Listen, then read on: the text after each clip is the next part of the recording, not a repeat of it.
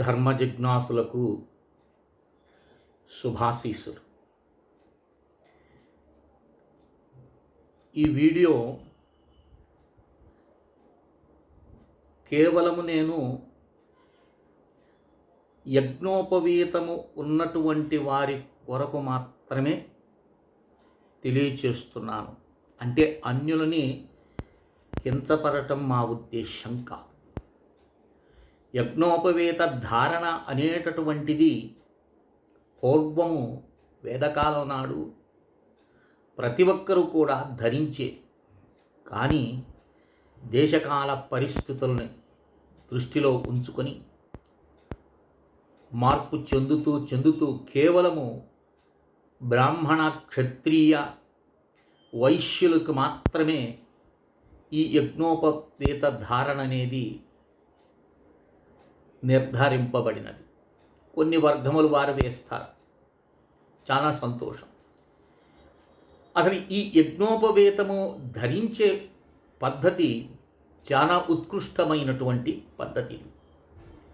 అందరికీ యజ్ఞోపవీతము అనేటటువంటిది ఉన్నప్పుడు దాన్ని సరిగా వినియోగించుకోకపోతే అది కేవలము ఒక నూలుపోగు మాత్రంగా వేలాడుతుందే తప్ప ఆ శక్తి మనకు తెలియదు.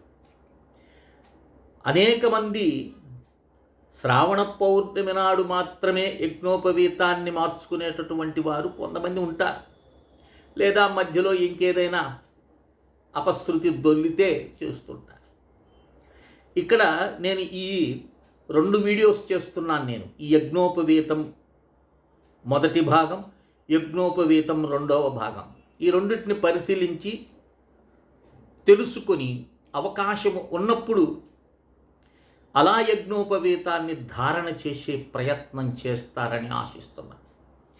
ఇక్కడ మనం తెలుసుకోవాల్సినటువంటిది అసలు యజ్ఞోపవీతం అనేటటువంటిది ఎప్పుడు మార్చుకుంటాం? ఉపనయనం అయిన తర్వాత ఇక వాడికి జీవిత పర్యంతం ఉంటుంది, సన్యాస దీక్ష తీసుకున్నంత వరకు ఉంటుంది. ఇక్కడ శాస్త్రం మనకు ఏం చెప్తుంది? యజ్ఞోపవీతాన్ని ఎప్పుడు మార్చుకోవాలో అన్న విషయాన్ని ఇక్కడ మనకు ప్రస్తావన చేస్తున్నారు. అది ఏమిటంటే చూడండి, పఠితం వాసిం బ్రహ్మసూత్రం యథా భవేత్ నూతనం ధారయేత్తి ప్రహాం స్నాత్వా సంకల్ప పూర్వకం.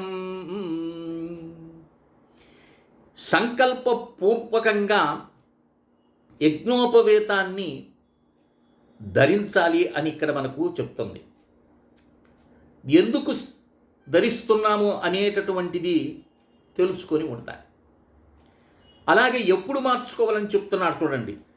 ధారణాత్ బ్రహ్మసూత్రస్యాం గతే మాస చతుష్టయీం త్యక్త్వా తాన్యపి జీర్ణాని నవాన్యాన్యాని ధారయేత్. ఎప్పుడైతే జీర్ణమిస్తుందో అంటే అది చీకిపోవటము ఇలాంటి పరిస్థితులు వస్తాయి. అందుకని ఇక్కడ మనకి ఏం చెప్తున్నారంటే 4 మాసములకు ఒక పర్యాయము యజ్ఞోపవీతాన్ని మార్చుకోవాలి అని మనకు ధర్మశాస్త్రం చెప్తుంది. ఏదో వేసేసాం ఎప్పుడోసారట చేస్తుంటారు కొంతమంది.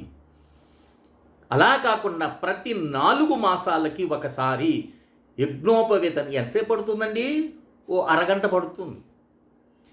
అలా యజ్ఞోపవీతాన్ని 4 మాసములకు ఒకసారి మారుస్తూ ఉండాలి అని మనకి ఇక్కడ శాస్త్రం చెప్తుంది. అలాగే ఉపాకర్మాణి చోత్పర్గే సూతకాద్వితీయే తథాం శ్రాద్ధకర్మాణి యజ్ఞాదో శశి సూర్యగ్రహే అభిచాం నవయజ్ఞోపవీతాని ధృత్వా జీర్ణాని చ త్యజేత్.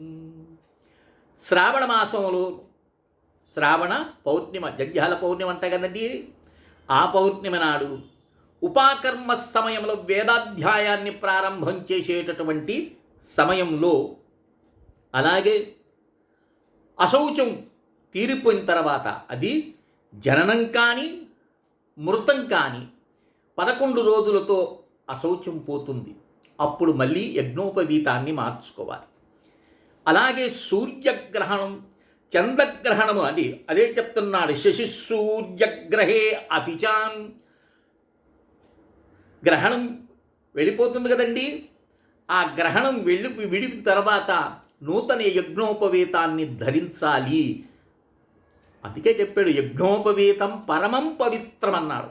అంత పవిత్రమైనటువంటి భావంతో నువ్వు యజ్ఞోపవీతాన్ని ధరించాలి. అర్థమైందనుకుంటా. అలా ఎప్పుడైతే నువ్వు యజ్ఞోపవీతాన్ని ధరిస్తావో, నీవు స్వయంగా బ్రహ్మస్వరూపుడివి ఎందుకు అవుతావు? భూసురా అని ఎందుకంటున్నారు శాస్త్రములు? భూసురులని బ్రాహ్మణులు మాత్రం ఎందుకంటున్నారు?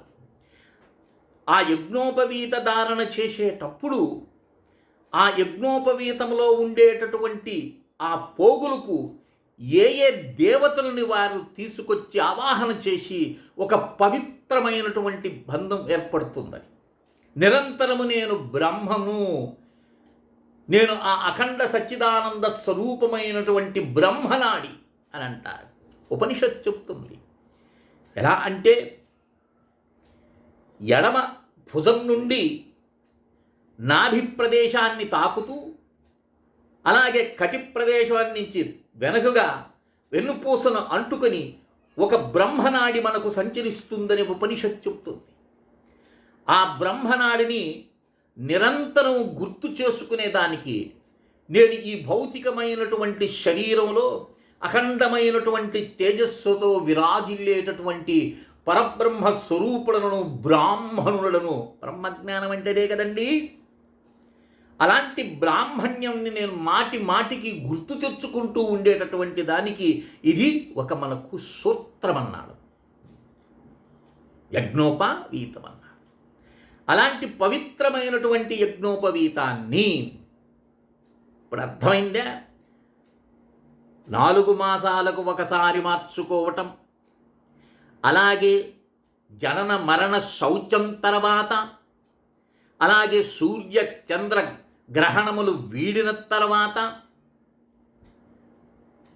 శ్రావణమాస పౌర్ణమి నాడు ఉపాకర్మ చేసేటటువంటి విధానంలో కొన్ని విశేషమైనటువంటి యజ్ఞములు చేసేటప్పుడు యజ్ఞోపవీతాన్ని మార్చుకునేటటువంటి పద్ధతి మనకు శాస్త్రం చెప్తుంది. ఇక దాన్ని యజ్ఞోపవీత ధారణ అనేటటువంటిది తెలియనటువంటి వాళ్ళు ఏం చేస్తారు? అంగట్లో నుంచి తీసుకొచ్చుకొని ఆ దేవుడి దగ్గర పెట్టి నమస్కారం చేసి మనం ధరిస్తూ ఉంటారు. తెలియదు పాపం. అది ఎలా చేయాలి, ఎలా యజ్ఞోపవీతాన్ని మనం ధరించాలి, ఏ ఏ దేవతలను ఆవాహన చేయాలి, ఎలా చేయాలి అనే అంశాన్ని నేను తర్వాత వీడియోలో చెప్తాను. శ్రద్ధగా వినండి, ఆ ప్రకారంగా చేసే ప్రయత్నం చేస్తారని ఆశిస్తూ శ్రీ విద్యోపాసకులు శ్రీ మండే లక్ష్మీ నరసింహారావు లోకా సమస్తా సుఖినో భవంతు. ఓం తత్సత్, ఓం తత్సత్, ఓం తత్సత్.